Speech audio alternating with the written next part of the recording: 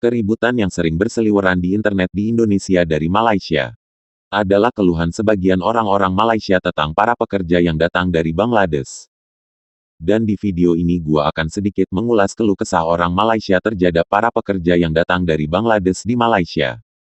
Selama ini yang selalu kita dengar dari orang-orang Malaysia tentang para pekerja dari Bangladesh adalah mereka sering mengambil jatah mereka sebagai bumi putra dalam hal barang-barang konsumsi, seperti beras dan minyak sayur yang bersubsidi. Secara etika, sebenarnya apa yang dilakukan oleh para pekerja Bangladesh ini, dengan membeli barang-barang bersubsidi dari pemerintah Malaysia yang dimana subsidi itu diperuntukkan untuk orang Malaysia? Jelas sebuah tindakan yang salah. Seharusnya mereka bisa sadar diri, dengan posisi mereka, untuk tidak membeli barang bersubsidi yang diperuntukkan untuk orang Malaysia. Bukan untuk orang asing yang sedang tinggal di Malaysia. Dan mereka juga seharusnya kasihan kepada orang-orang Malaysia itu sendiri. Terlebih setelah subsidi untuk BBM dihentikan oleh pemerintah Malaysia di bawah Anwar Ibrahim untuk menambal defisit anggaran belanja pemerintah Malaysia. Penolakan yang dilakukan oleh kaum Melayu Malaysia, yang biasa mereka videokan dan menjadi viral itu sangat wajar, karena tentu saja, dimanapun negaranya, subsidi itu diperuntukkan untuk warga negara saja, bukan untuk orang asing. Itu bisa difahami. Dan mereka pun sering mengeluh karena sering tidak kebagian barang-barang yang disubsidi pemerintah Malaysia untuk mereka.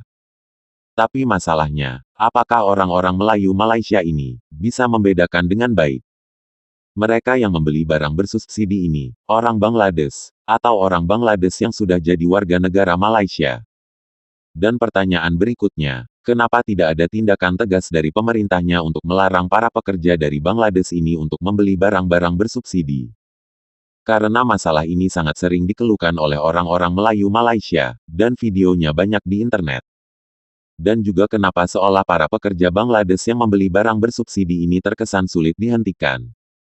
Gua punya teori tentang ini. Secara keseluruhan, ekonomi di Malaysia di tahun 2024 menurut data tercatat adanya peningkatan. Tapi pertanyaannya siapa yang menikmati pertumbuhan ekonomi Malaysia ini? Apakah mereka para pekerja yang datang dari Bangladesh? Atau hanya orang-orang kaya di Malaysia saja?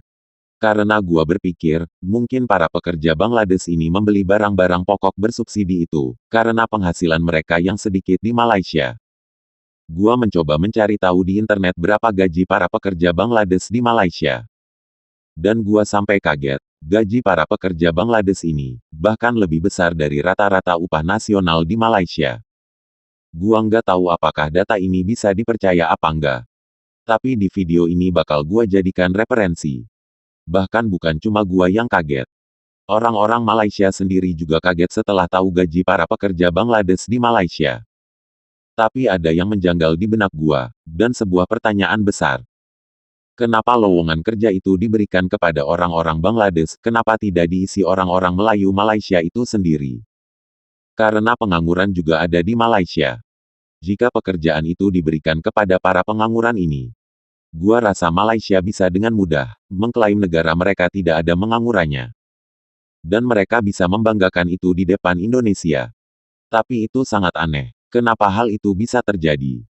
Gua nggak habis thinking. Apakah karena pekerjaannya memang hanya bisa dikerjakan oleh orang-orang Bangladesh? Atau karena pekerjaannya terlalu berat untuk mereka? Ini aneh loh.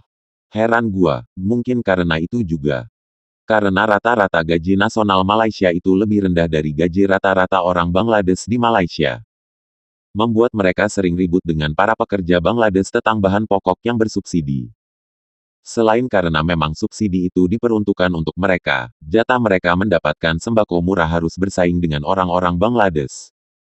Dan masalah ini membuat gua mengambil kesimpulan.